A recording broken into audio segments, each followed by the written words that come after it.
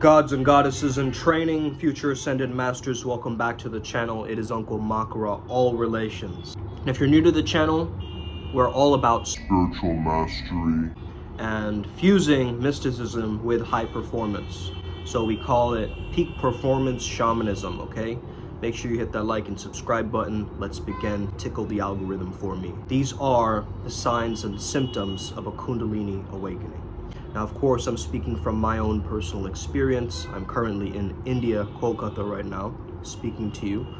And I've experienced a lot of these symptoms as I've begun my spiritual process, and now, as it's more ongoing, I realize that these symptoms are almost signposts for me to understand that there might be something happening here, right? There might be something to this journey.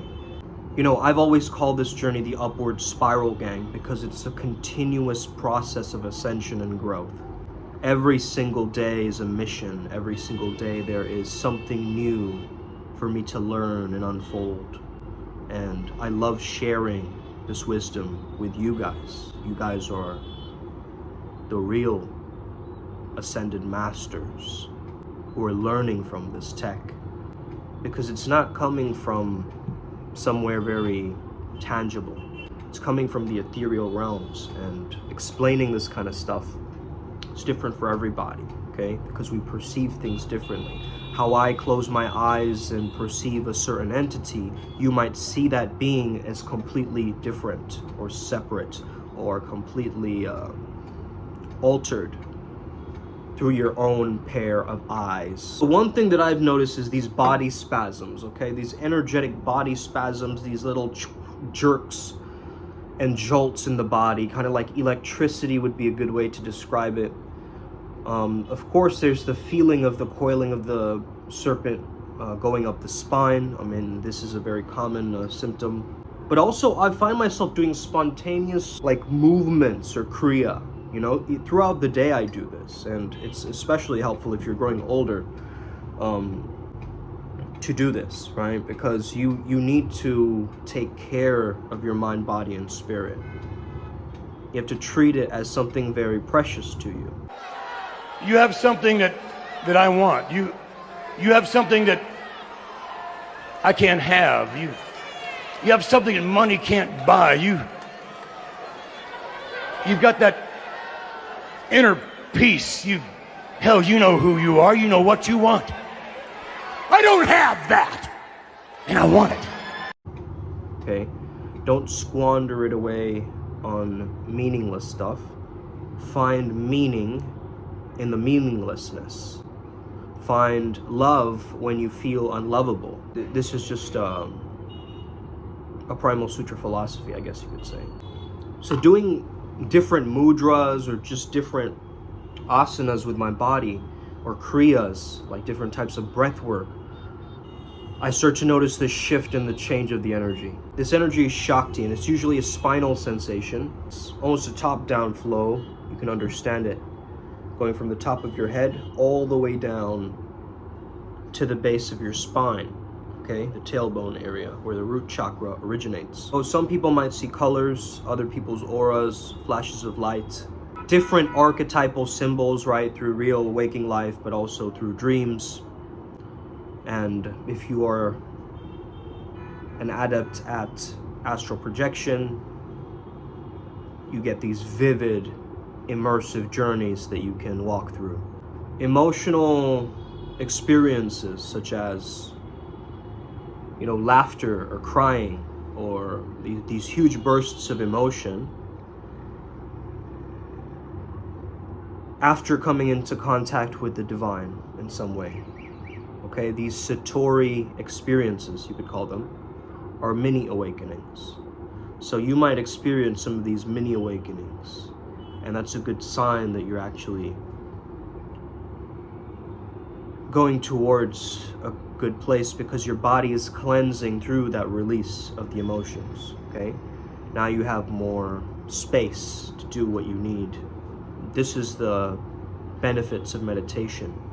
It gives you more patience, more space, a more ability to do what you need to do. given the constraints of the moment. So you could be going through a very challenging experience. If you're having a Kundalini awakening process, you would even feel bliss during those challenging moments. It's a very bizarre thing to explain, but this is very, very common. Some people have dreams of, divine beings or snakes, or basically like symbolic motifs of their spiritual journey, right? Through their dreams or through their, I say waking life too, because imagine like just seeing the Hermes staff on a billboard somewhere, or noticing constant animals that give you attention or land on you, or things like this, right? So we have to understand how to translate this metaphysical world. This is what we've tried to do on this channel in order to help people understand clearer what really is going on with this psychic phenomena, and how can I better maintain myself and make my spiritual journey more sustainable. Why is it that it's making me feel so heavy? Well, because there's a gravitation that happens with the energies that you work with, right? So for certain people, like let's say they wear a Rudrakshmala, they feel heavier, they feel like more gravitationally centered in their body, and it like actually makes them feel heavier. For others, they might wear it and they feel so light, right? And up with it, the energy. So different substances, different things affect people's body, mind, spirit complexes differently. Sometimes you might experience like fatigue, dizziness, these kinds of things. But oftentimes I'll notice these spontaneous meditative states, or these just moments of silence throughout the day where I allow myself to immerse myself, absorb myself into, let's say, nature. Let's say I'm walking through a park. I'm engaging with the trees and the nature. And slowly the boundary of my body and nature dissolves, because all that is alive is you as the observer experiencing the flow of life. So I practice keeping these meditative states throughout the day, and it's just a lot of fun to do. Sometimes you just need a breather. You need to just take your mind off of the stress of your everyday living, okay? A great thing that you can try to do is hold your breath and clench your breath as it's held, okay? This is really, really powerful in shifting and bringing those energy currents up more in your body, so you can deal with it in the heart space. It's much easier for you to deal with your spiritual process through your heart space, but you might have a dominant chakra path. I am a sacral chakra. I'm wearing orange today. That's funny. And I love creativity.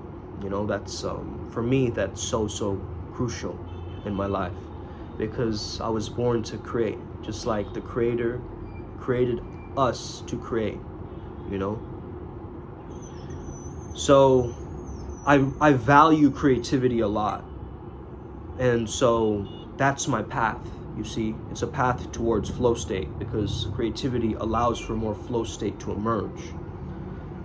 They say it's thinking outside the box. So there's a construct, and now you're going into the liminal edges of it. When you're in your flow, you're tapped into your peak potential. So this is why it's really key to live a lifestyle that's more flow state oriented, where you're maintaining little moments of microflow throughout your day, so you feel good and you perform like a badass. Some people, it affects their libido for some reason, like Kundalini.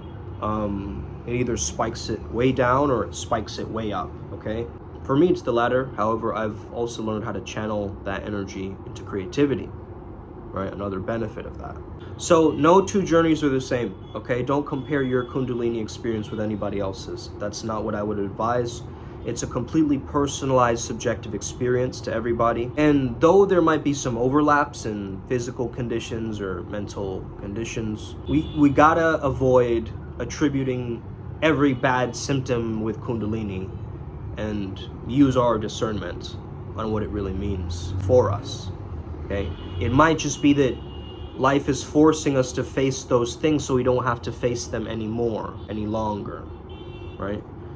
It's pushing up all of the gunk for you to get rid of and transmute. A lot of people see that as a sign or a warning that my life is not going right, and they go into a downward spiral, a descension process instead, okay?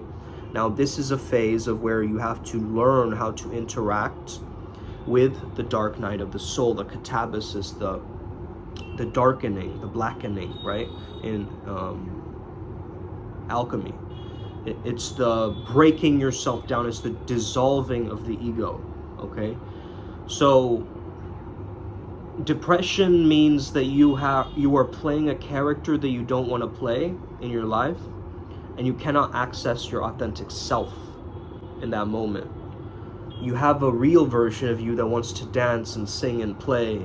However, there's also another part of you that just wants to be safe, you know, that just wants to be held. It's important for us to understand that Jim Carrey said it best: to be depressed is to understand that you need deep rest. You need deep rest from the character that you're trying to play. So you need to understand, what is my identity? Get a stronger sense of your solar plexus chakra. Who am I really? Underneath all the masks, the persona, the facade, I am light. I am spirit, I am soul. I am everything and nothing at the same time. I am the limitless paradox. I am the ocean and the ocean's nectar. I am the grace that makes time stand still. I am the superhuman, designed to execute my flaws effortlessly. Not execute like take action, I mean like, let's get it. Upward spiral gang, you're strong. We are strong. Okay? And not just physically strong, I mean metaphysically strong. You have a spiritual backing. That's why you're on this channel. You've resonated. You know you have these invisible friends on the other side waiting for you to high-five you. Yet you keep wondering and trying to like prove their existence and second-guessing yourself, and your mind is full of doubts on the spiritual process. But let me tell you this, the fact that you're exploring this topic already, the fact that you clicked on this video tells me that you want to enlighten, correct? You want to enlighten. This is no joke for you. And so that takes a certain level of zest, gusto, mojo, whatever you want to call it. That energy, that power that is internal and eternal. You got to double down on that. You got to let that orb shine out and emanate as the being that you know that you are. Because truly then does Kundalini take over, and you start installing all of these different codes of the Kundalini codes throughout your body. To understand, I have a better relationship with my spine now because I have understood the Temple of Solomon, the sun and moon within me. And so once I understand the yin and the yang of my physical body, my own nature, it comes alive. There's a natural instinct that we can move and weave with.